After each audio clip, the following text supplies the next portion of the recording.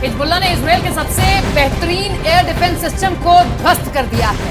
Iron डोम को दुनिया के सबसे बेहतरीन एयर डिफेंस में से एक माना जाता है। हमास ने 7 अक्टूबर को जब हमला किया था तब इसी डिफेंस सिस्टम से इजराइल ने बड़ी तादाद में रॉकेट को हवा में ही मार गिराया था।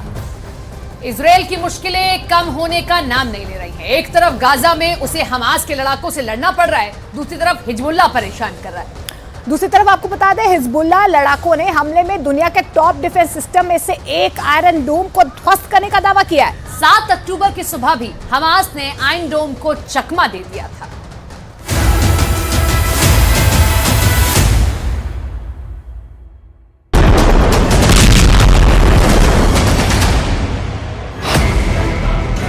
इजराइल को बड़ा झटका लगा है। नेतन्याहू का गुरूर टूट गया है, क्योंकि इजराइल जिसे हमास और हिजबुल्लाह के खिलाफ सबसे बड़ी दीवार कहता है, उसको नसरल्लाह के लड़ाकों ने एक झटके में खत्म कर दिया।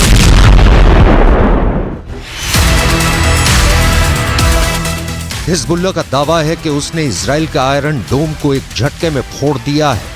नसरल्लाह के लड़ाकों ने इजराइल के आयरन डोम के 2 सिस्टम तबाह कर दिए हैं। एक आयरन डोम की कीमत $100 मिलियन है।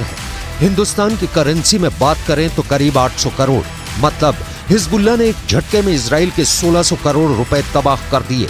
हिजबुल्लाह का कहना है कि उसने उत्तरी इजराइल के कब्री में उसकी बमबारी ने बड़ी तबाही मचाई। यहीं पर आयरन डोम सिस्टम तैनात था।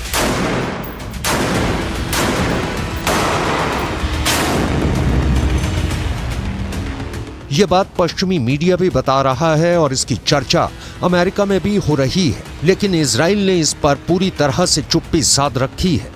हमास के रॉकेट को रोकने वाला आयरन डोम इस वक्त संकट में है। हर हमले का मुंह तोड़ जवाब देने की धमकी देने वाले नेतन्याहू ने आयरन डोम पर हुए हमले पर अब तक कुछ नहीं बोला है। हालांकि ये तो तय है कि इस हमले ने इजराइल की टेंशन बढ़ा दी है, क्योंकि यही वो सुरक्षा कवच है जिसके बलबूते इजराइल अपने लोगों की हिफाजत करता है।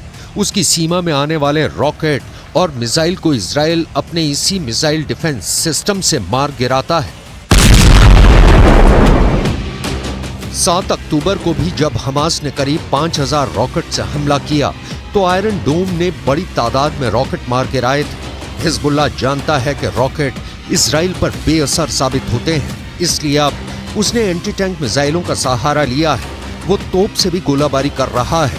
हिजबुल्लाह लगातार इजराइल के लिए सरदर्द बना हुआ है। पहले भी इसने एंटी टैंक मिसाइल सिस्टम से इजराइल के मरकाबा टैंक को निशाना बनाया और अब उसके निशाने पर आयरन डोम सिस्टम आ गया है। इससे पहले जब जब फिलिस्तीनी संगठन हमास ने रॉकेट से हमला किया है, आयरन डोम का सक्सेस रेट 95% से ऊपर रहा है। यानी हर 100 रॉकेट हमलों के बाद जब आयरन डोम की मिसाइल फायर की गई तो उसने 90 से ज्यादा रॉकेट को आसमान में ही रोक दिया। इसी वजह से इस एयर डिफेंस सिस्टम को लेकर दुनिया में मांग बढ़ने लगी। ये ज़ेलेंस्की की डिमांड लिस्ट में भी आ गया।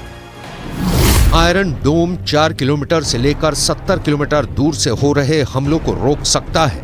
ये मिसाइल को भी रोक सकता है, ये रॉकेट के हमले भी रोक सकता है और तोप के गोलों को भी रोक सकता है। इजराइल की ये हालत देखकर कह सकते हैं कि इन हमलों को रोकने के लिए आयरन डोम फेल साबित हुआ है और इस्तेमाल करने पर बहुत महंगा भी साबित होता है, क्योंकि 1 लाख रुपए की कीमत वाले रॉकेट या तोप के गोले को रोकने के लिए इससे 2 मिसाइल फायर की जाती है, जिनकी कीमत रेंज के हिसाब से 70 लाख से 1 करोड़ रुपए हो सकती है। यानी एक रॉकेट जिसकी कीमत 1 लाख रुपए भी नहीं, उसको रोकने के लिए इस हथियार की इतनी बड़ी कीमत हैरान करती है। अब खुद आयरन डोम पर हमले ने बता दिया है कि नेतन्याहू का कोई डिफेंस सिस्टम पुख्ता नहीं है। दुनिया के सबसे बेहतरीन एयर डिफेंस सिस्टम माने जाने वाले आयरन डोम पर अटैक की खबर ने इजराइल को 440 वोल्ट का करंट लगा दिया है। ये नेतन्याहू के लिए भी बहुत बड़ा झटका है। लेकिन सवाल है कि अब नेतन्याहू इन हमलों का जवाब कैसे देंगे।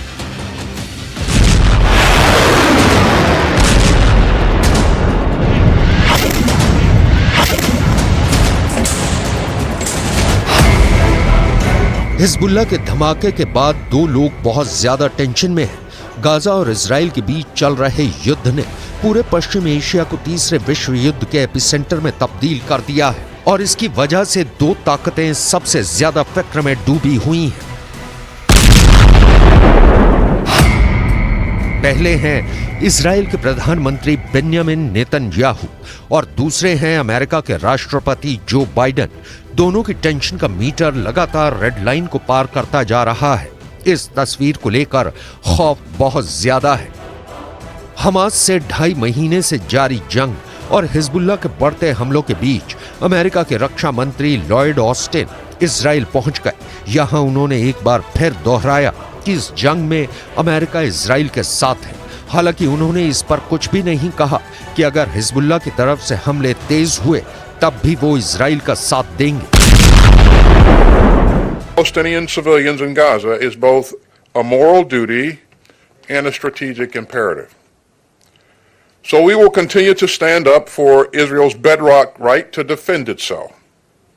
And we will also continue to urge the protection of civilians during conflict and to increase the flow of humanitarian aid into Gaza.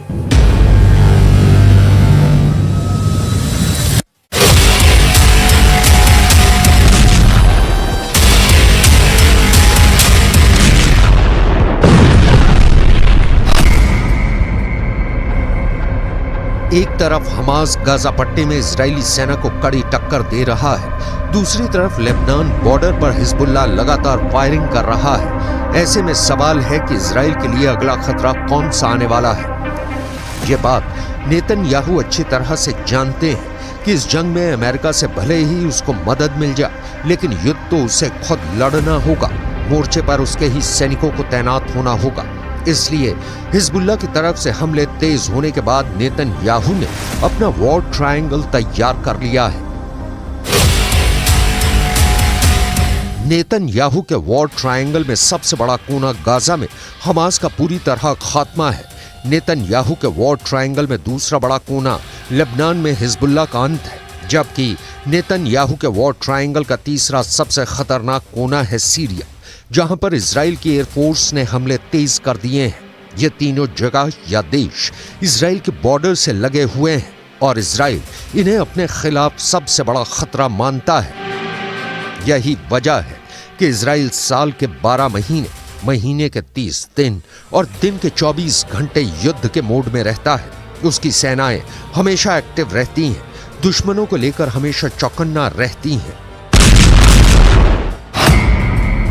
अपने आसमान को सुरक्षित रखने के लिए अभी इजराइल के पास 4 लेयर में डिफेंस सिस्टम है।